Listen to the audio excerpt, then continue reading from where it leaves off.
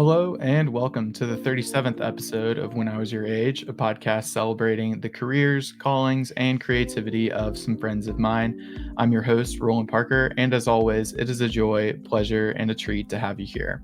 Today's guest is Sophia Warner, and I'm really excited to check in with her, see what she's up to, and we'll learn a little bit about what she's been doing here lately.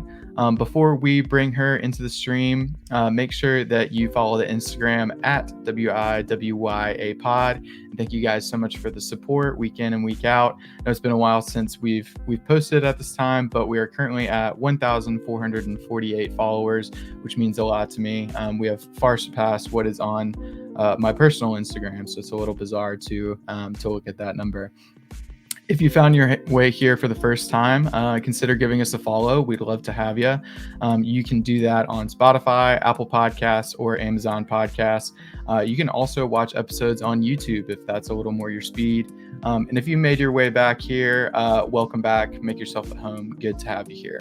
All the links for those places are available in the link tree in the Instagram bio. And I think that's going to conclude our housekeeping here. So without further ado, let's bring Sophia onto the stage. Sophia, how's it going with you? What's been up with you? Not much. I mean, it's definitely been a fun season in the swing of things. Just hit my year mark at work, so feel like I'm moving and grooving. Yeah. That's awesome. It's always cool to kind of get to those points too, because you can see it's like a good moment to check back and see like how you've grown and what all has changed even within the organization and stuff like that. That's awesome. So and you're going to a wedding this weekend, is that correct? Yes. So we are going to my boyfriend's, I guess, big at Bama is getting married. It's in Princeton, which wild coincidence. I've met just a bunch of individually, and then they all know each other, girls from Princeton that like now live and work in DC.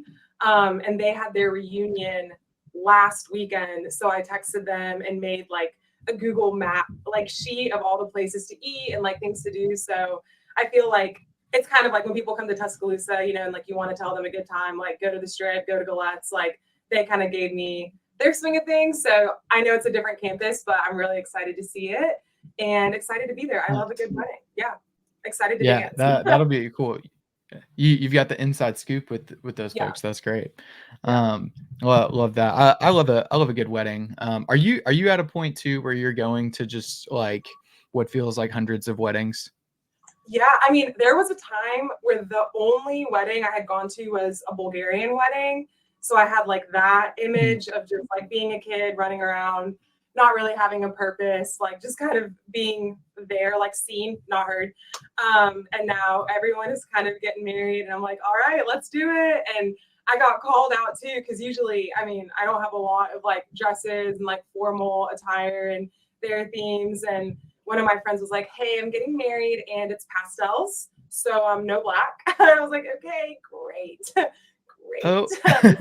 I was like, good call out. Great. So, but it's a fun time. We have this wedding in Princeton and then that friend who wants all pastels, she's getting married in France. So we'll be in France in July, which will be fun because that's where the Olympics are too. So I'm excited.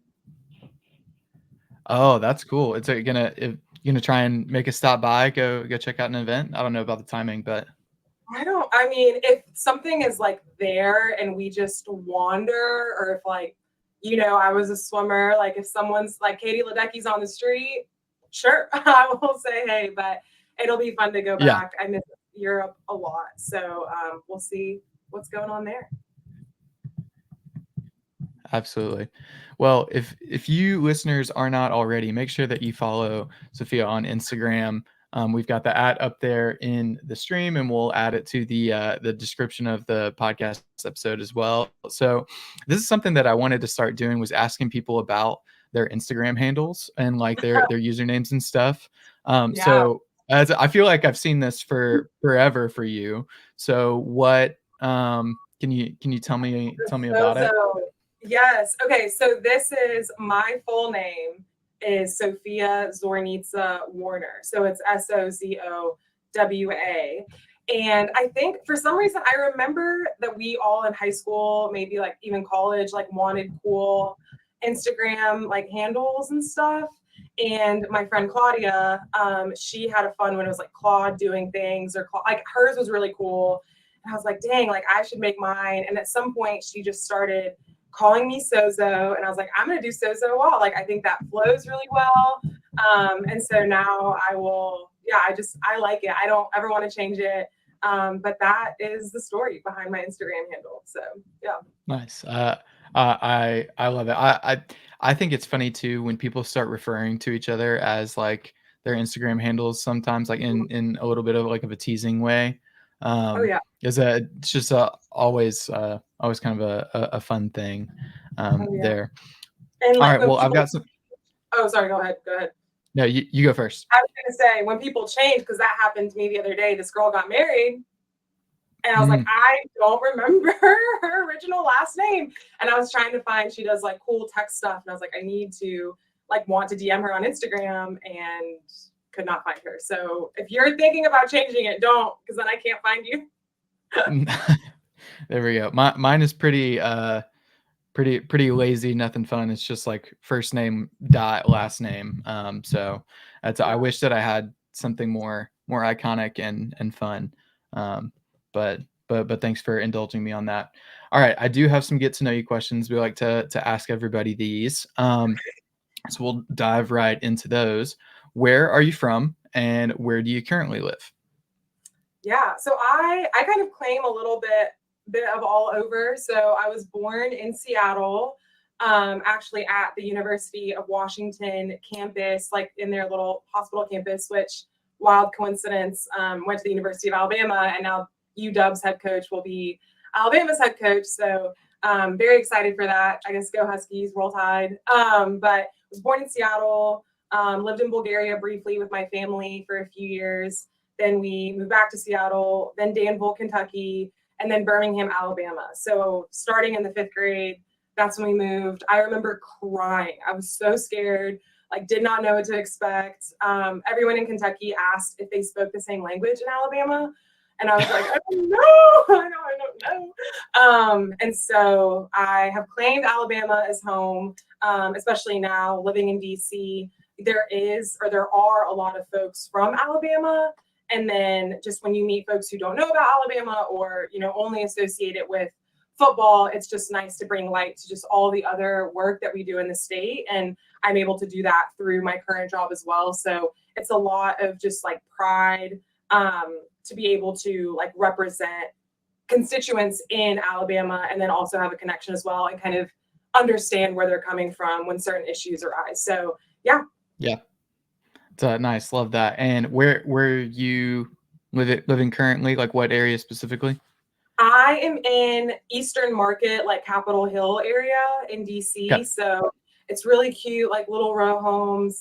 And I get to walk to work. So it's a 15-minute walk to work. So I'm very, very thankful for that. Oh, that's awesome. That's the dream, is to just kind of roll out, get ready, sip some coffee, um, and then make it out Yeah. the door and go ahead to it. I love that. Yeah. All right. So what is it that you do? So I am technically broad stroke, I'm a staffer on the Hill. So I work as specifically a legislative assistant, for Representative Dale Strong. So we represent kind of all of North Alabama, and I handle his space science and technology portfolio. So any issues that come into that like kind of umbrella, that is like my jurisdiction. I do education, infrastructure, transportation, energy and commerce, kind of.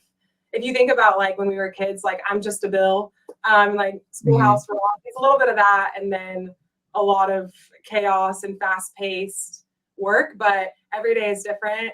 I love it. I get to meet with constituents and like talk to them about just what like matters to them, and legislation that they're tracking, and ways that we can, collaborate or work with them to solve certain issues. And then the science portfolio is my favorite. I have a very big soft spot in my heart for space policy. I think all my friends in DC know that. My friends in grad school do too. So get to work with a lot of space companies, and we represent Huntsville. So we have, Rocket City, USA, propulsion, capital of the nation. We have Space Camp, which is awesome. We have Marshall Space Flight Center. And then we also have Redstone Arsenal, which does a lot of like missile defense, missile warning, missile tracking. So it's nice that there was an alignment when I took this job of having an expertise in space and science and tech, having that like paired with Alabama, and then just overall working with the best team. My boss was in local government for 26 years and just gets it. So I'm very, very thankful for that and just love our team. It's kind of odd being away today. Like I left my work phone upstairs and I'm like, am I missing something? But I will see them on Monday. It's you got some FOMO there. Well, I love the connection with all of the outer space work. My mom's family is from Huntsville, and my grandfather was an engineer at Boeing. So that like all of those kind of connections that kind of we have. There's like a Boeing mug at my parents' house that I always kind of gravitate to when I'm having coffee at their place. But yeah, I love that. That's such a cool thing. Theme of the podcast or one theme that we kind of look at is age and stuff like that. So how old are you? We like to throw that out there. I was joking with our interns about this on yesterday. I'm 26. So feeling good, my back hurts a little bit, but that's okay. I'm feeling good, taking my vitamins. I don't know. I always make this joke just because I noticed it in grad school a little bit. Obviously, like grad school can be a melting pot of folks who are coming straight from, undergrad, or folks who've worked for a little bit or served and then are coming back. And then on the Hill too, like you see a lot of young people, but you see older folks too. So in my head, everyone on the Hill is 25. Like you're 25. And then if I see like a gray hair, you're 40. Like there's no in between. And I usually don't ask, like I'm not going to ask, but that's kind of how I see it in my head. And so I'm 26, but like I will stay at 25 until I see like a little white. Yep. Yeah. There we go. Yeah. It's that dichotomy. I'm 25 until proven 40. That's perfect. Love it. So what piece of media are you currently enjoying? So think like book, podcasts, music, TV. What's kind of like your go-to? Could be for professional development, could be for just enjoyment, fiction, anything you like. What are you kind of going to right now? I know everyone says this, like I need to read more, and I'm so bad. I think I'm still in grad school mode where I'm actually reading like nonfiction of, like Artemis, Apollo, John Glenn, the first rockets. And I feel like I need to mark them up and like take notes. Like I will actively be taking notes and then it takes me way too long. I just finished, I'm a little all over the place. I'm in a transition, but I finished Julia Fox's audiobook on Spotify. Okay. I used to like never do audiobook, but she narrates it and like wild story. I just, kind of follow her on social media. I think she's kind of iconic. And so I finished her audiobook. And then 2 nights ago, I started Hitchhiker's Guide to the Galaxy. Because I've never read it, which is wild. Like I do space policy, but I actually have like never really seen Star Wars, never watched Star Trek. Like it wasn't my story with space. And like, we can talk about that later. It's definitely a little different. Like I wasn't the space nerd. I wasn't like the STEM girly. So I'm doing that. And then I'm super into like the day lists that Spotify does. And it has now become an inside joke of like sending them to my friends and being like, what's your vibe for the morning? And it's always funny. It's like random adjectives. Like mine will be like standing on business or like melodramatic evening. I'm like, what is it? I don't know what it means, but I definitely like just let the energy like embrace the vibe for whatever time of the day it is. So yeah, I'm doing that. And I really like morning brew, like daily in the mornings. I think they have like fun stories, and it's more kind of like tech, like trade, economic stuff, like kind of like frat guys. That's kind of their vibe, but I think they're really funny. And I listen to them on the way to work. And like any Hill staffer, we have our it's like Jake Sherman. He's some guy who like does the rundown of he's like the daily Punch Bowl news. So on the way to work, just being like, okay, like this is what's like we're voting on today. Like it's good to, especially with all the issues, like every week looks different. We can be voting on a variety of different things, everything from like renaming a post office. Like there's legislation there to, wonky like transportation issues. There was a crypto bill a few weeks ago. And so you have to kind of like get smart on these issues really fast. And so listening to podcasts like in the morning definitely like triggers my brain of like, okay, we're on financial services mode, or we're on like accountability and like oversight mode. So yeah, a little all over the place, but I'm really excited for the Hitchhiker's Guide to the Galaxy, because that'll be a nice fun read. Yeah. Yeah, I love that. I hadn't really thought about like immediate like breakdown and like rundown of like immediate I just policy like issues, but like voting topics and stuff like that, like using podcasts as a resource to kind of like stay on the up with those things, because I imagine that it's just like drinking from a fire hose. Like it's like a constantly like trying to stay on top, but like you're never going to be all the way caught up, like kind of thing. It's just ever changing, ever evolving.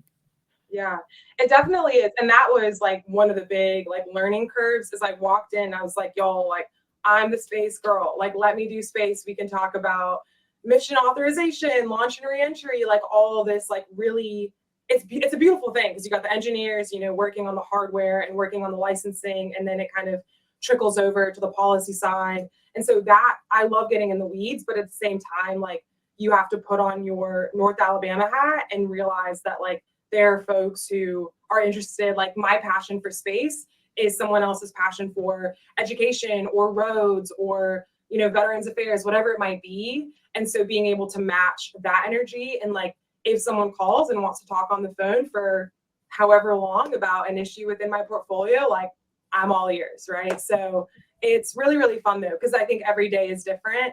And if we ever need help, or if there's ever a way where we can like engage the community and say, hey, like we're working on this bill, how would it impact you all? Like they're so quick to pick up the phone and talk to us. So I'm very, very grateful for that expertise as well. Yeah, that's got to be a really unique way to just get to interact with, I don't know, some of the issues that are on a local level and national too. You get a really cool window, I imagine, of just seeing what's going on. Oh yeah. Love that. So what is something that you'd consider a luxurious necessity? So be thinking here of something that's maybe integrated into your routine. You could potentially do without it, but you'd be kind of white knuckle holding onto it, not really ready to let it go. What kind of pops up in your head when I say that? Okay, so first thing, definitely like anything skincare. And then my friends know I'm super big on like the ice rollers, the gua sha. I have probably like 4. It's only because like one broke, and then I said I need more, like just in case. But in the morning, like I am not a human until I have one of the little cubes. And so you fill it up with water and it turns into ice overnight. And then I just like all over the face. And then I have my like ice rollers. I have all that. So I would be very, very sad if someone took this away from me. And yeah, I'm very big into like the steaming, I don't know, like any kind of like homemade, like some girl on Instagram was doing like turmeric honey face mask. So I was like, I'm going to do turmeric honey face mask. But I think it's important, obviously, like sunscreen and all the basics too. But yeah, don't take away my eye rollers or my ice, anything ice. I will be upset. Nice. Love that. I'm very basic when it comes to the stuff like that, but I do have like my routine of like scraping like with my knuckles of like the certain like zones on my face. Like I have to do it in the shower, because I really do feel like just from like a breathing standpoint, like kind of moving stuff through like the sinuses and stuff. Like I've gotta make it happen. But I love that. That's a good answer. Do you have any bits that you're doing, running jokes with yourself or close friends that you do? I imagine that you've probably got something. I feel like I'm seeing them kind of turn over in your head.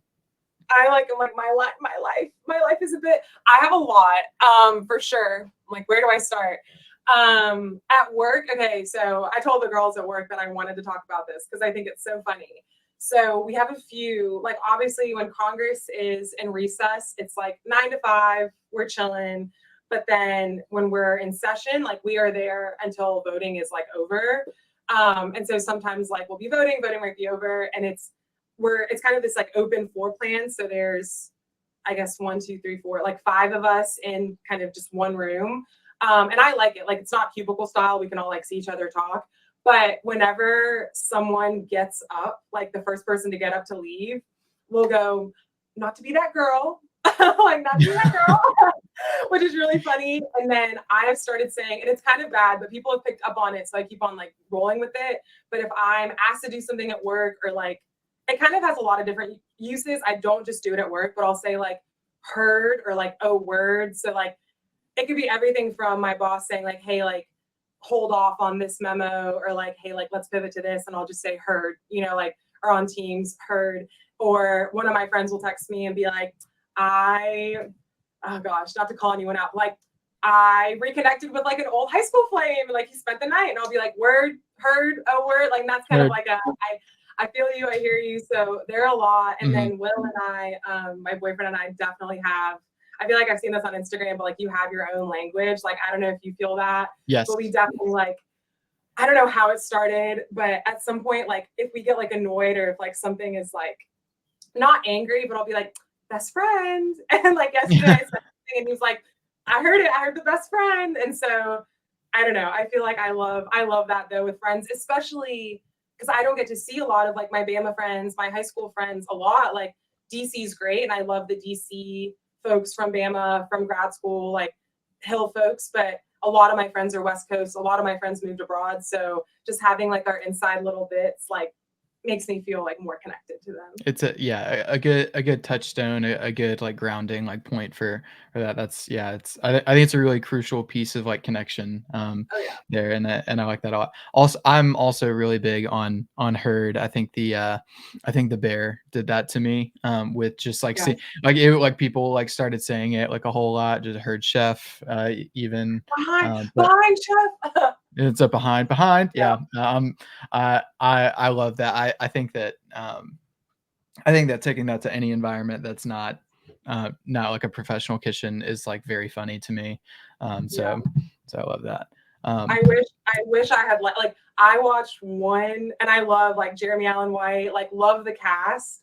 I watched one episode and I was like shake. Like it's so intense. Yeah. And that's my thing too, is like TV and like shows. I'm just not, I used to watch a lot, like used to watch like all the sitcoms, and now like I'll watch Abbott when it comes out every week. I think it's Yeah. so precious. And like I'm a former teacher, whole family, mom's side is teachers. So like I love that story and I think it's funny, but I'm not watching TV as much. So the bear definitely had a grip on a lot of folks. But yeah. Yeah, that's fun. My wife couldn't really watch The Bear because of just it's like kind of high octane and like it's high Yeah. pressure situations and stuff. We had to really pace ourselves on West Wing for a while because like we couldn't watch multiple episodes in a row because of just like I don't know, they're dealing with nukes or they're dealing with like everything is like worst case scenario all the time. And I was like, you know what, I might need like an episode of New Girl to really like Yeah. what to really Like, like cleanse my palate or something if I'm yeah. gonna go to bed or like just That's what Will and I do if we watch anything, because we watched, it's with John Hamm and he like is the wife and it's a whole thing.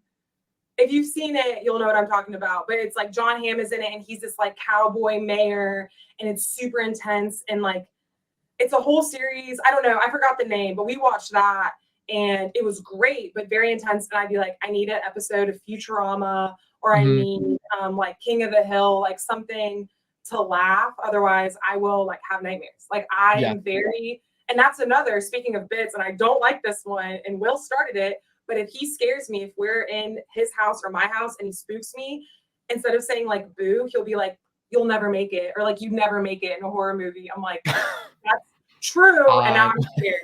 And now like I'm taking it personally and I'm scared. It's a good thing I'll never be in one, hopefully. Yeah. That's I love that. All right. Next question here. What I really like about this question is getting to compile all the answers and having them in one spot in a playlist, so you guys can go and listen to the answers, including the one that Sophia's going to give. But if you had the opportunity to replace the national anthem with any song on your playlist, could be on the iPod Shuffle or the iPod Nano from back in the day, could be on the on the Spotify day list. What song would that be? And tell me a little bit about that. Okay, so I know you asked this question. I listen, and I've been like listening to people's answers. And I think like my immediate reaction, like I haven't put thought into this more so than just when I think national anthem. I think when Lana Del Rey did national anthem in the music video was her and A$AP Rocky, who I adore. I think that was like my Roman Empire. So I don't know if I would necessarily like replace it, but when I think of national anthem, I think of that collab and how like the hold that had on me. Like I'm pretty sure it was like my wallpaper at some point, like her and A$AP, because I'm pretty sure they're playing out the whole like JFK, like Marilyn romance too. So that is what I think about. But honestly, like I'm actually also bad about that. Like I listen to songs, like I love a variety of different artists. But then when someone makes me like think of a song, or if I have to like, do not make me cue anything, like I can't, like I just can't do it like immediately. But I got a good hint in college from a friend who DJ'd. He said, if you ever don't know what to play at a song or like at a party, no hands, Waka Flocka, because that gives you enough time to actually like synapse your brain and think of something else. But no hands will like get the people going. So Absolutely. I know that wasn't your question, but I know you ask it, and I've been thinking about it for a long time. And I just Lana Del Rey A$AP, like that's what it is.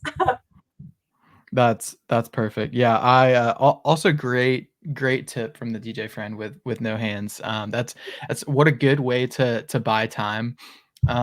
If in a high pressure situation, you need to cue something up. I am also kind of like that, where I have like a ton of songs that I love and I've heard a million times, but have like never bothered to like look at the title of like while it's like playing. So I'm like, I know the song, I know some of the words even, but I don't know if I could look it up or like tell you who sings it. Yeah. So that's good. So specifically, it's as presented by Lana Del Rey is your option there. Nice. Yeah. I like that. The song is called National Anthem too, so it's like I'm not going to sing it. But she says, "Tell me I'm your national anthem" or something like that. So that is what I would replace it with. But no, I mean also too, and I don't know if you remember this, like swim meets and stuff, they would always play the national anthem before like events and everything. And I just remember getting so nervous. And like in addition to it's like your event and you're in like a tight, like racing suit. And I would always just be like, like the national anthem means like it's time to go. And so obviously fully recognize like the significance and like have been to like Fort McHenry, where like Francis Scott Key, wrote the national anthem. But at the same time, like immediate thought is like I'm in swim mode and I'm scared and I'm nervous and like I gotta get into swim mode. It's the signifier of like, all right, it's time for business. It's time for the for the action. I feel that. That makes sense to me. Love that. Great answer. Well, like I said, if you are listening and you want to hear some of what people have had to say, what some of the answers there, then you can go find the playlist in the link tree. I listen to it from time to time if I'm kind of unsure about what to listen to, and it's always funny of like when I see people like I'm like, oh yeah, this was Hassan's answer, or this was Juwan's answer. It's like cool to get that going. Last question before we go into your story is, how do we know each other? I think like high school, right? Like high school and swimming. And yeah, it's hard. Like I forgot, not that I've forgotten so much, but it's been so long. But I still remember, like just being at school, we swam a lot. I swam a lot. That was my life for a really, really long time. So I remember, I think like swim team more than high school sometimes, and like more than class. But yeah. Yeah. So that's for sure. I think that you probably would have known Max through swimming Yeah. more than you would have known me if I had to guess too, because he stuck around with it much longer. He was also better at it. And so that Yeah. that's what it was. So, and I think of it too with like growing up in like the same school system that was fairly large and like for, I was in at the K through 12. You came in like the fifth grade. Um, I feel like sometimes it's hard to remember exactly where you like first like knew somebody from, like because everybody around you, you're like, oh yeah, that is this person, and like I was maybe in their fourth grade class, or like you're trying to remember. It's hard to pin it down exactly. So No, for sure. And we did have, I mean, I remember like going to grad school and like even at Bama, like talking about folks like they had 100, 200 people in their grade max, right? Like I know a lot of folks from Texas had like 1,000, which like a whole campus, but we had a big class. And I feel like yeah. everyone too kind of like went the way my mom gave a really good metaphor when I was like graduating from Bama. She's like, she kind of said it's like a billiards table and all the little balls kind of like go everywhere. And we're still kind of on the table, like we're still connected to the game and like connected to everything, but we're still going in our own little pockets. So I think like that's a very beautiful like way to say it. And to this day, like I love talking about our high school, love talking about Birmingham. And it's wild too, like how many folks had dinner with a friend yesterday and he was like, have you heard of a school called Birmingham Southern? I was like, yes, like I know exactly where it is with everything going on there. So a lot of folks know about us. So I'm glad, always happy to talk about like Birmingham and where I'm from. Yeah, I like that a lot. I like the metaphor that your mom offered up for that. I think that's a really really beautiful way to put that as well. It's cool, and especially too when there's um co- like connections that pop up, like even just after, like you could have been running along like parallel with somebody for years and years, never really cross paths, and then like you go to Bama, and then all of a sudden you become friends, and you're like, oh wow, like we were never really like close in high school, but now this connection is blossoming. I love that. Yeah. All right, well let's get into what it is that you do. I love getting to catch up, but let's get down to business here. How far back could you draw the line to your current career path? Because like for me, I have like a certain image in my head of you doing like mock trial and like We the People and all Yeah. that kind of stuff, and that connection makes sense, a lot of sense to what you're doing now. But I'm wondering, does it go back further? And tell me about that. Yeah, no, I was thinking about We the People today as a lot actually, just because the way the government works and like everything that I've learned just in the 1 year of how like voting works and procedural stuff, like we could have done our best. We could have won We the People and we still would have been scraping the surface, you know? So I think, yeah, no, you're right. I mean, I think in high school and especially growing up, having the Alabama connection, but then also having the Bulgaria connection with my mom and being named after the capital. I think I told everyone, I was like, I'm going to work for the UN. Like, I'm going to serve, like, I'm going to represent Bulgaria. Like, I really enjoyed Model UN. I really enjoyed mock trial too. I did it for 2 years in college. And then pivoted over. We started this like legal research club, which was really cool, like soliciting articles. And I enjoyed it. But then at the same time, whenever I kind of like looked into law school and like felt out the environment, keeping in mind that like education is so important to me and my family. And I've always grown up kind of in the classroom, like would follow my mom to the stage. She's a theater professor. Like her students would let me, hang out with them. I remember making origami with them. I always felt like the classroom was like a safe space where you should be able to debate or talk or raise your hand and be like, this makes no sense to me. And I didn't really feel that from like a lot of law schools that I like shadowed. Like I would love the one-on-one that I'd have with a person. Like anyone who Mhm. I'd reach out to and say, hey, tell me about your law school experience. They'd love to chat about it. But at the same time, when I'd actually be in that environment, it just felt a little off for me. And Mhm. so this all kind of culminated into a conversation with my German professor And I was saying, like, I want to do international relations or do something with an international focus. I, at the time, was not looking at space at all, like, was not on my radar, because, like, you grow up and you're told, like, you're good at math and science or you're good at history and reading, and if it's the latter, then, like, off to law school you go, right? And so my professor recommended that I apply for Fulbright, and I did, and I got it, and I got placed in Berlin, which was absolutely incredible. And my school had a lot of international students, and so I was able to connect with them. Like, a lot were from Turkey, a lot were from Poland, like, just different areas in Europe, in Eurasia type kind of nexus. And so was able to talk to them about my identity and, like, what it means to be Bulgarian, but also have, like, the Alabama connection. And I think in Europe, like, they know the song Sweet Home Alabama, and so, like, they associate Alabama with certain things. And so being able to connect on that level.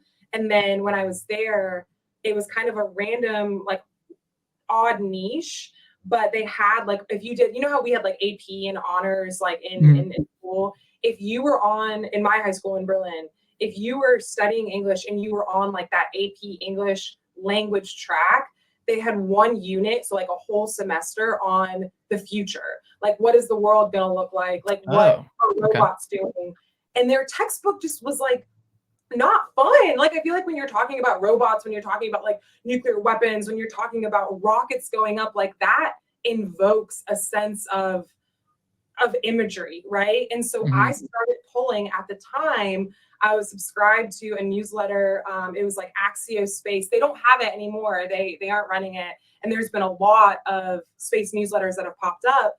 But I saw this newsletter and I was like, y'all, like, we got to get y'all looking at the NASA logo. We got to look at, they call it the meatball. Like, let's start looking at NASA. Let's start looking at these rockets, like, just kind of pulling in images. And then I started looking. At the time, I was like, well, I don't know what I'm going to do. COVID hit. So at the same time, I'm teaching hybrid, talking to the kids online, like, pulling up my screen, like, hey, look at this. Hey, like, look at this website. And I started looking into, like, law schools and grad schools, and ended up kind of finding the Fletcher School, which is where I went to grad school. And at Fletcher, they have a lot of different concentrations. So all in all, the master's is in law and diplomacy. They call it the MAL. But I specifically chose to do security studies and technology policy. But I was like, no one's talking about space. Like, why are we not, like, we use satellites for everything, like, everything from having farmers, you know, track, like, crop yield and precipitation, to earthquakes, to, you know, communications between, like, the DoD. Like, space is integrated into everything, and at the same time has this beautiful artistic, like, messaging to it. And so I just became like, I was like, I got to establish a brand. Like, no one is talking about it. I'm going to be the space girl. And I full sent it. And at the time, I knew nothing. Like, I got all the books, and, like, being in Boston, where Fletcher is, where Tufts is, you get access to MIT and Harvard. So I got to, like, take space law at Harvard, which was really, really cool, and bring that back to Fletcher. And then, you know, talk to the folks at Fletcher who were doing, you know, we have, like, a security studies program. We have security, climate, like, humanitarian. And so telling them, like, hey, space is integrated in what y'all are doing. And then I really wanted to go commercial. Like, that's very much my personality, like, break things, go fast, like, ask people for money. And no commercial companies were biting. Like, there were a few that I was talking to, and everyone kind of ping-ponged me around. I did so many informational interviews, like, what do you do? Like, what do you want to do? And then one day, a girl who went to Alabama with me, she posted on LinkedIn about this job. And I looked at the congressman's committees, and each member of Congress is put on different committees. And one of his was space science and tech. They were looking for someone who had a connection to the state of Alabama, and, like, loved that I was into space policy. And it just was, I applied. I think I sent her my resume. They called me the next day. So it was a very, very quick turnaround. And I don't think that there was ever a thread. Like, there was a moment there where I was just like, I don't know what I'm going to do. And it's just crazy. And everyone was really supportive. And that's what I'm so thankful, was I was in an environment that was not cutthroat. It wasn't, oh, I want to be at this law firm and, like, you can't be there. I was actively studying for exams, writing my thesis, and had folks, like, sending me space jobs, like, hey, I think you'd be a good fit for this. Like everyone was very supportive, but at the time, like industry, I wasn't a business development person. Like I wasn't BD, wasn't really marketing. Government affairs folks really want you to have like some sort of government experience. So like working on the Hill. Mm. And so I think all in all, so lucky I ended up where I did, because now if I choose to like, go somewhere else in my career, I'm able to kind of navigate like the BD side, the government affairs side, and still be connected to space, but then branch out to other issue areas too. So that's a very long-winded answer, but I really don't know how I got here. I'm just kind of like winging it and having fun. Like I truly like, my boss asks us like all the time. He's like, are y'all having fun? Like, are y'all having a good day? Are y'all having fun? And we're like, yeah, like you have to make it, fun. And even on the days where you're not maybe having the best day, like take it as a learning opportunity and a learning experience and like go from there. So I don't know what the future holds. Like at the UN, calls I would answer, but at the same time, Yeah. like I've gotten super involved in like STEM initiatives. There's I'm not in DC right now. So my boyfriend lives in Baltimore and has a house here. So that's where I am right now. But there is probably a 30-second walk from his house is this thing called the Digital Harbor Foundation. And they do a lot of like STEM initiatives with kids. And so at the end of the day, like I just want to be super involved in the community and Mm-hmm. do science with kids, because like I said earlier, like I wasn't that STEM kid. So I never got to like do the cool STEM things. And so now I get to do them like with kids and like with engineers. And I think that's really, really exciting. So, and it also helps I'm dating an engineer. So like I get to actually hear like what the day-to-day of an engineer is and how Yeah. he gets excited about his work. So yeah.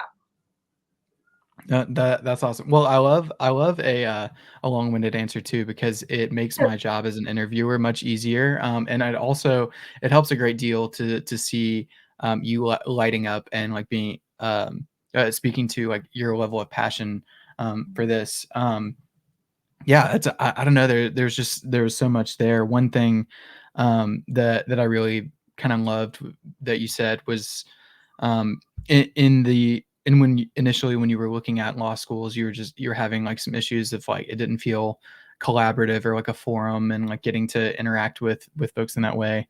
Um, I'm wondering how do you kind of um, work in that now in your current environment? It feels like it would be so collaborative and so much of like bouncing ideas off of each other. Is that right? Oh yeah, when I say like we have the best team, so we call it the lead shop. And so the way it works in our office, we have our legislative director, we have our military legislative assistant, me, the legislative assistant, and then a legislative correspondent, and then our press assistant as well. And we are so like I think it's everything, like the environment. If you walk into any other Hill office or a lot that I've seen, you are in like a cubicle type style and there's like a little wall around you, which Mhm. is wonky. And so you kind of have to like pop your head out to talk and you can't see everyone. We're not like that. Like we talk like, I rarely teams people. Like I will teams if I need to like really let out a thought or give like hey, this meeting is at this time. Can we coordinate the boss to come in and like more so coordination, but it's so collaborative and it's made me a lot sharper. Like I mentioned this to my team. Like I said, like we had I had my 1 year review and I was like, iron sharpens iron. Like we are not afraid to bounce ideas off of each other. I have no issue if anyone on the team says like, I don't understand that, or like, can you simplify this? Versus me too, we obviously are, so we are what you would call like a personal office. So anyone who works for a member is in a personal office, but then certain members are chairmen or women of committees. And so you have committee staff. And so committee staff, like they're called like PSMs, professional staff. They are also there to help us engage on certain issues. So for example, Crypto Bill called one of the girls who also a Princeton grad, which ties into all of this, but I was like, explain this to me like I'm 5 years old. Like I can just pick up the phone and call.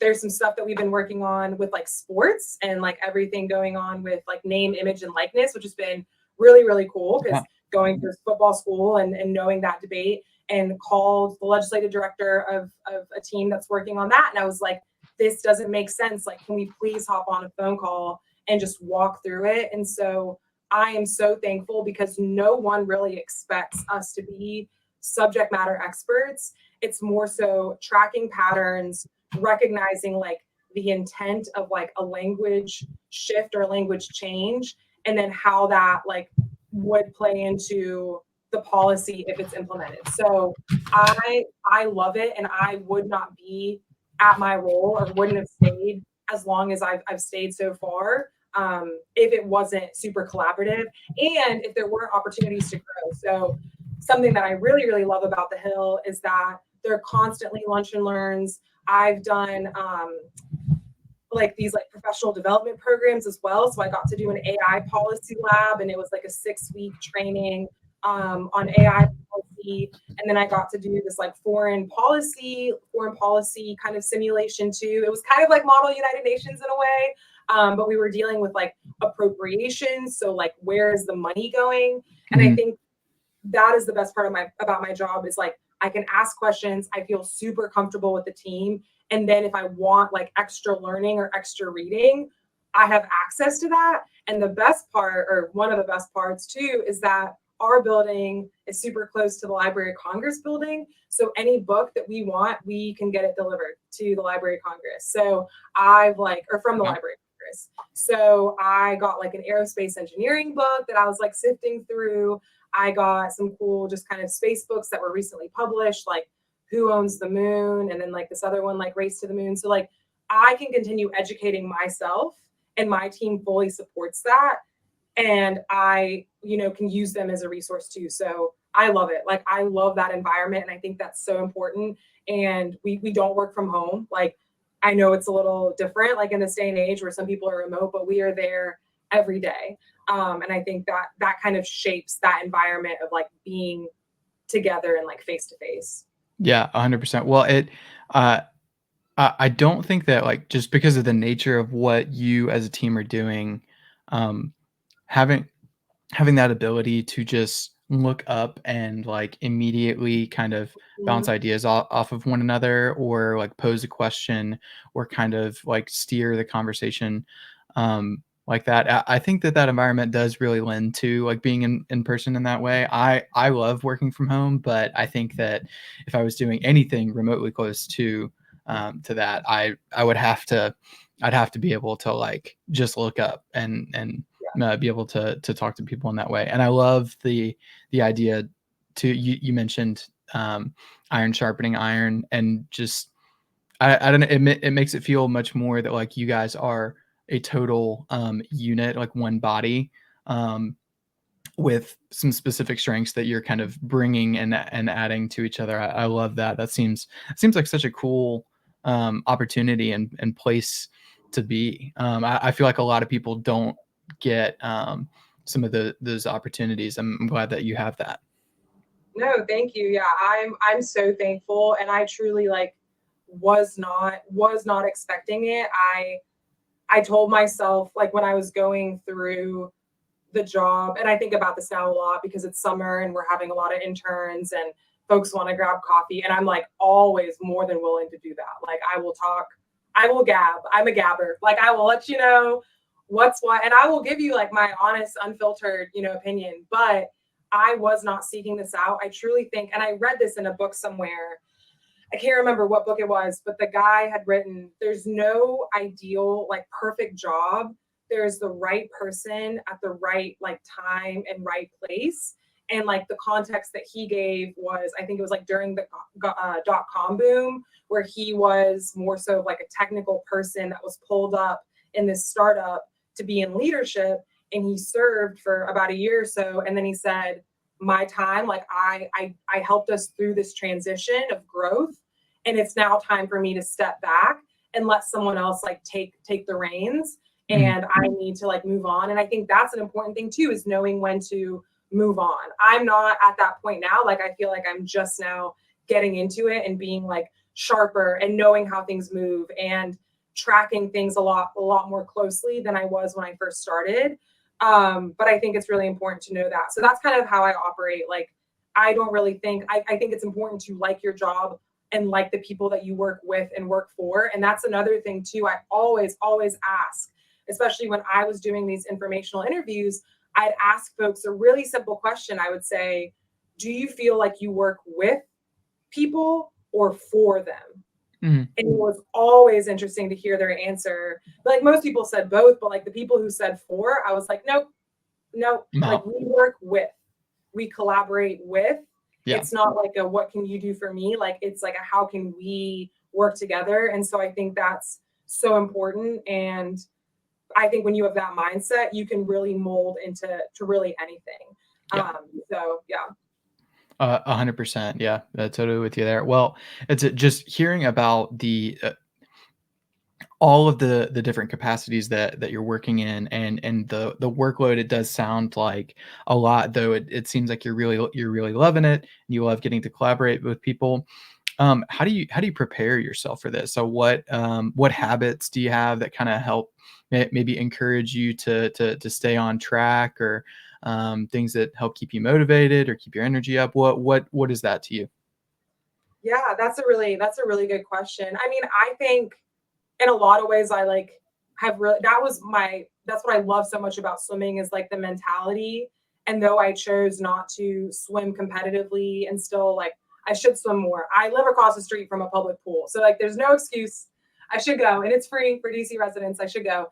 But I think a lot of it's mindset. It's not just what you do. And I hate that I'm saying this. It's not the 9 to 5. It's like the 5 to 9, right? And so waking up a little bit early, like I first thing I do, I'll like open the windows. I have a beautiful kind of like bay window and I get to see like the green of the trees and like making my bed, having coffee, having a little snack. Like I'm a big treat yourself kind of gal. I'll like go get like a little croissant. I'm really organized at work. Like I have a little sticky note system. I have my calendar. That's another thing. We all have our calendars shared with each other so I can see and like toggle between like what folks are doing, Mm, being proactive.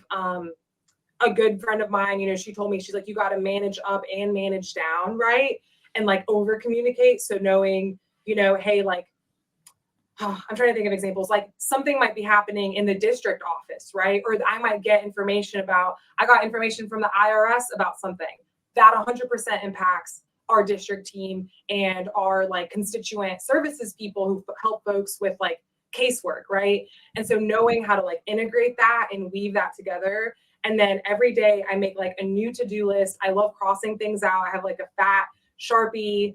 And then at the end of the day, I don't use it as much as like maybe someone who would do more like program management stuff would do, but I use Trello to like track like memos and where they are. Like, is the memo with my LD or like, was the memo sent back to me? mhm. Is our LC, like, is she working on a memo for me that I need to like look over? So in addition to like that organization, which just kind of comes naturally, like before work, making sure I'm in a good headspace, like putting in my little podcast, reading. I mean, I wake up and immediately it's like Politico Pro, everyone, here's on deck what's happening in Congress, here's what time we're voting, like having that flow. And then after work, like I go to the boxing gym, I take a walk, I like meal prep, I prep my outfits. At least for Monday and Tuesday, I have outfits prepped because like I need to at least have that.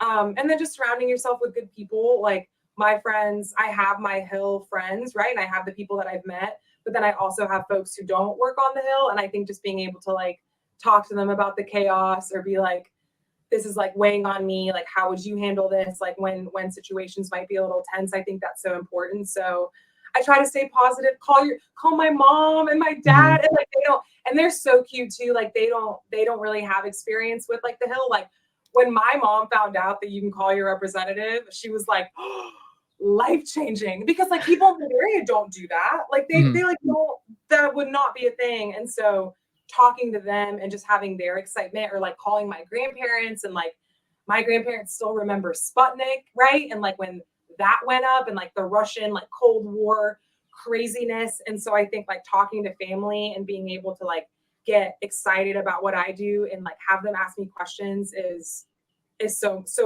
fulfilling and so worth it. I love that. Yeah, that's great. Well, I love all of the little pieces that you mentioned that kind of help keep you on track. Those are a lot of those things are stuff for me that I found recently that I didn't realize how important that they were in order for me to kind of be fulfilled with work or be productive at work. And I think it spills over into other aspects of life too. And that's I wanted to ask about that, because I feel like it's even more important when you're as busy as you are to stay organized and on top of those kind of things. You got to make the time. Yeah. Um, what skill did you have to grow throughout this time? Like there's obviously there's a little bit of adaptation. I would think that you'd probably say that you had some skills from that that were already there. But what was something that maybe you started out not so good at that you had to improve upon, get a little bit better, do some growing there? Oh gosh, I feel like I'm always thinking about that. I'm always thinking about growth, how to get better. I mean, patience for sure. Like I am really impatient to the point where there was a time where I did not fill up my water bottle all the way or even like pump gas, didn't pump my car up all the way because I was like, nope, just gotta go. Mm, And I think patience with myself. So knowing that like I like the procedural stuff for Congress or just communicating with those in my office, like patience there with myself and then patience with other people too. Everyone on the Hill kind of has a style of, obviously we're all busy, we're all trying to promote our boss's priorities, but we do that in different ways. So like some people love to follow up, like circling back. Some people mhm. like, oh, we've had other members of Congress call our office and be like, why are you not on my bill yet? Right? Like they're people can be, I don't want to say pushy, but they're communicating, like Yeah. get on it in different ways. And so I think being patient and knowing like, hey, maybe I reached out to this person on Tuesday morning. I'm going to give them until Friday, or showing some grace with, like I said at the beginning, yes, there are young people on the Hill, but there are also people with families, people who have to drop their kids off at daycare, who might be getting married and planning that. And so giving them patience and them grace, I think that was a really big skill. And then more on the technical side, like writing and actually like looking through US code, like not a lot of people, surprisingly, love to read US code. Mm, And you so don't actually, say. yeah, you don't say, right? Not the most exciting, but actually going through, and that took me meeting with, we have ledge council. And so meeting with ledge council and saying, okay, like, and it's kind of like an art, like they'll say like strike paragraph 2 with this. Okay, well, if we're moving this, like sometimes I wish I could print out the piece of paper, cut them, and like put them around, because like moving paragraphs around, moving words, that can completely change like the intent and the nature of the legislation. And so actually learning how to use legal text or like read legal text, despite the fact that I'm not a lawyer, right? So reading that and then communicating to legal counsel, like, I want this change or I want this precedent kind of set, I think has been really exciting for me. And we all joke, like, sometimes there are days in the office where we are full on, like, deep in code. And at the end of the day, I'm like, we should get an honorary law degree. Like, that was like good on Mhm. us, girlies. Like, we did it. But it can be tricky. And that is a moment where you have to know how to use your time. Like, if I'm on this issue for 30 minutes and I'm not going anywhere, I'm sending a text to legal counsel, or I'm going to walk myself up, go to an office next door that I know has a lawyer that I've befriended. It's my friend Tom. Love you, Tom. And I'm like, Tom, what's going on? I'm like, I need help. And he is a lawyer by training. So knowing when you might need to stop and then just ask for help. Yeah, absolutely. Being able to use the skills of others like as a resource there. I think Yeah. just continuing this theme of what you're talking about with the collaborative nature of your office and the people that you work with. Yeah, incredible. Well, I've got one last question for you, and then I've got a question from a previous guest that will go through these last two here. I don't want to eat up too much of your time before you head out for this wedding. So You. there does seem to be this dotted line connection with outer space and environmental sustainability. any overlap with frogs and space. That I know that frogs are important to you. I So love I that. knew Oh, that frogs if too. Hold on, I don't know if you can it's see it. there we go. I love that. So I knew that if there was any kind of Yes. connection that you would have found it and identified it. So what is that? The Okay, there are a lot. I will preface this by saying I'm like I said, I will gab, so I'm gonna like cut myself off, but I could talk. So there are a lot. The funniest one is that sometimes Cape Canaveral, in addition to being like a wonderful launch site, and there's a launch on Saturday. Starliner will be launching. You said Boeing, they're launching their capsule, so super excited. There'll be astronauts on board going to the ISS. But Cape Canaveral, in addition to being, a NASA center having launch capabilities, launch and reentry, it's also environmental like sanctuary. mm, And so sometimes when a rocket is launched, the frogs on the ground are so like they're lifted up by the propulsion. So sometimes frogs will be launched off the ground, which I think is adorable, but also terrifying. And then there have been frogs in space. So there actually was this frog named Mani, and he was in space for a little bit, and now he's back in Germany. And he's like the mascot of this German space company, and he survived. And then I think I've read this a few times. I need to like double check, like if I'm wrong, call me out, whatever. But frogs, the reason why we dissect them, which I hate that we had to do that in high school. The reason we dissect them is because their bodies are kind of like ours, like symmetrical, and like mhm, everything kind of looks a little bit like ours. So there have been studies done in space of if we take the frogs up and if frogs were able to breed, potentially there could be hope. There could be hope for us. So yeah, frogs have been to space. I adore them. I think they're wonderful animals. Obviously with sustainability, like you're seeing a lot of work being done, especially in Latin America, with like looking at deforestation, right? And like frogs get really finicky about their habitat. So like some of them can only live in like these like ephemeral ponds. I'm getting excited, but yeah, there's a lot of overlap. So ask me about it. yeah. I love that. Is that so? I was looking at your LinkedIn. Is that the background picture that you're talking about with the Yeah, frogs being yeah, launched at that's Cape it. Canaveral? I love that. Yeah. That's so good. All right. Well, I appreciate you entertaining all of my questions. One tradition that we do have though is guests asking guests questions. So I'll extend this opportunity to you as well. But Hassan Thomas was our previous guest, and his question for you is, what's the biggest highlight of your journey? And if you can throw in your low light as well, if you feel like you've got the time. Oh my gosh, the biggest highlight and then the low light. Gasp.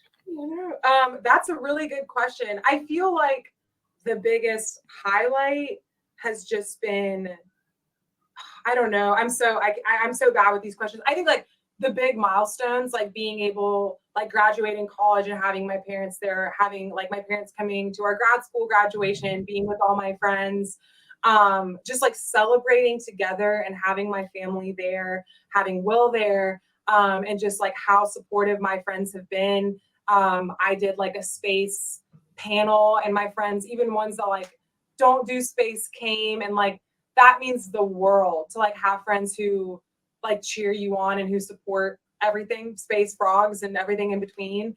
Oh, the low light. I mean, definitely like there were nights like the library where I'd get like a little sad, like internships wouldn't work out, or like job stuff wouldn't work out, and like that would kind of make me sad. But it all worked out in the end. Like I think like even when the light might not be as dim, like there's still some light there, and I really really tried to stay positive throughout all of it.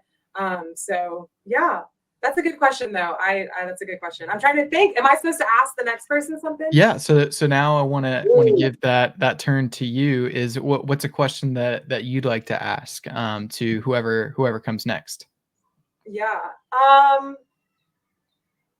I would say like what, and I don't mean this in like a bad way, but I would love to know like what is something that like people fear kind of like moving forward in life, maybe not within themselves, but just overall, like, does anything like scare them, right? I think a Mhm. big thing that draws me to space is that it is terrifying. And like people ask me all the time, would you go? Like, probably not, y'all. Like, I'm claustrophobic and like Mhm.